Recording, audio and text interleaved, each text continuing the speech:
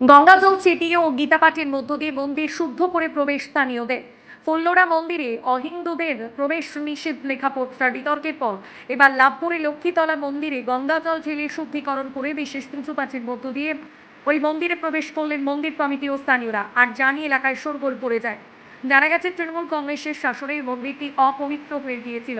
সে কারণেই ধর্মবর্ণ নির্বিশেষে কোনো রাজনৈতিক পতাকা ছাড়াই মন্দির কমিটির স্থানীয় বাসিন্দা এবং কয়েকজন বিজেপি নেতাকর্মীদের উপস্থিতিতে মঙ্গলবার দুপুরে লাভপুর রেল স্টেশন সংলগ্ন লক্ষ্মীতলায় সমগ্র লক্ষ্মী মন্দিরটি গঙ্গাজল দিয়ে শুদ্ধিকরণের পাশাপাশি সারাদিন ব্যাপী বিশেষ পূজা অর্চনা ও বিকালে গীতাপাঠের মধ্য দিয়ে মন্দিরকে পবিত্র করার পরেই স্থানীয়রা প্রবেশ করেন।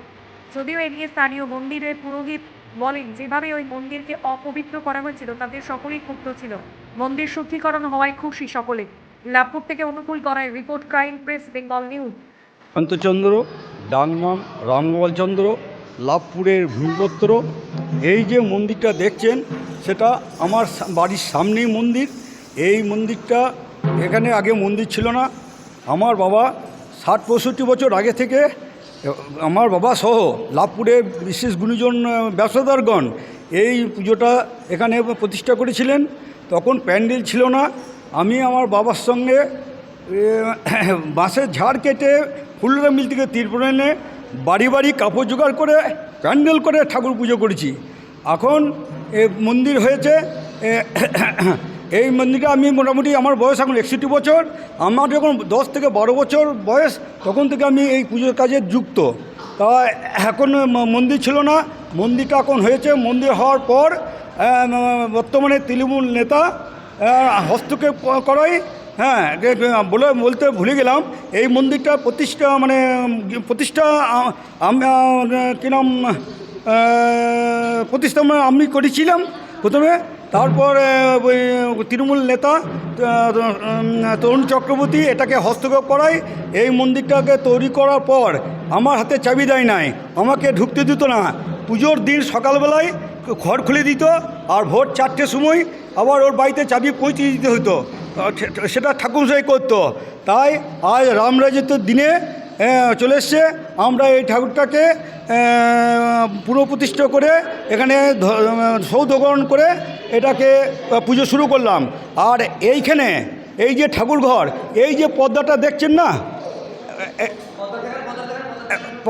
এই যে পর্দাটা দেখছেন সন্ধেবেলায়, এই পর্দাটা টেনে দিয়ে ওই কৃষ্ণ বর্তমান কৃষ্ণলীলা করছে এখানে।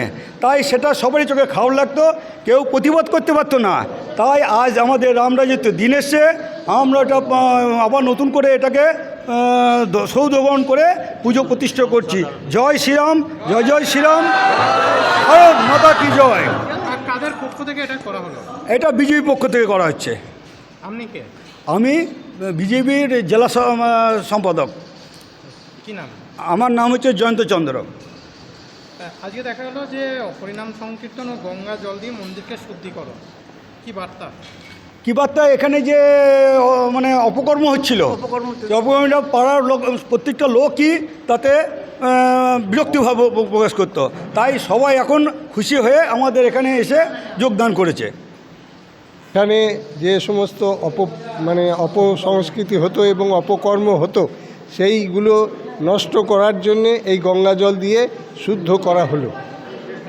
কি হতো আগে এখানে বহু কিছু অপকর্ম, বিশেষ করে যখন রাধাকৃষ্ণ লীলা তো বটেই, আর বিশেষ করে যখন সত্যনারায়ণ পুজো হতো তখন দেখি যে এখানে সব বেঞ্চি নিয়ে বসে আছে। কিন্তু আমার মতে বলে ঠাকুরই হলো বড়, তারপরে ওনারা তা সেটা কিন্তু এখানে তা হতো না। তার জন্যে আজকে সব শুদ্ধিকরণ করা হলো। আপনার নাম? আমার নাম দেবাশিস গোস্বামী।